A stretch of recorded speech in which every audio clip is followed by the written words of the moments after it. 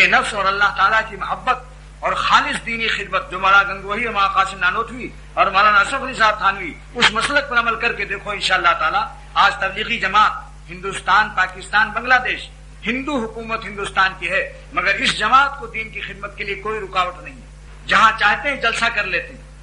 اور ہندو حکومت حیران ہے کہ ایک پولیس بھی نہیں اور 10 لاکھ کا مجمع سنبھل رہا ہے، کوئی چوری، کوئی مارا پیٹی، کوئی کسی قسم کے جھگڑے فساد نہیں ہے۔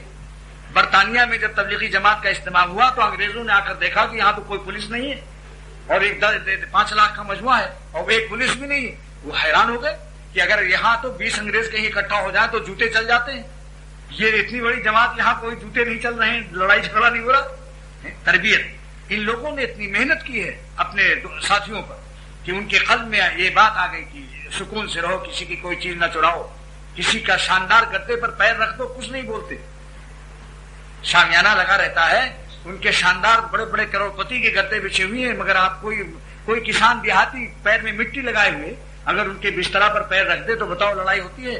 تبلیغی جماعت کے پنڈال میں نہیں ہوتی، ان کو سکھلایا گیا ہے کہ خدا کی راہ میں قربانی ہو۔ آج اس سے ساری دنیا میں کتنا دین پھیل رہا ہے۔ تو تصنیف ہے، تالیف ہے، اللہ کے بندوں پر محنت کرو۔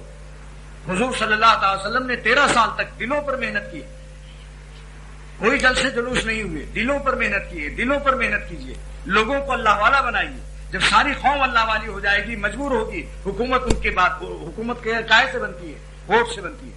اگر صالحین کی تعداد زیادہ ہو جائے گی، آپ نے دلوں پر محنت کیا اور صالحین مثلا 10 کروڑ کی آبادی ہے، 6 کروڑ اللہ والے بن گئے تو ووٹ کس کا زیادہ ہوگا؟ نیک لوگوں کا۔ اور نیک لوگ کس کو ووٹ دیں گے؟ نیک لوگوں کو۔ لہذا یہ طریقہ اختیار کرو جو تبلیغی جماعت سے سیکھو۔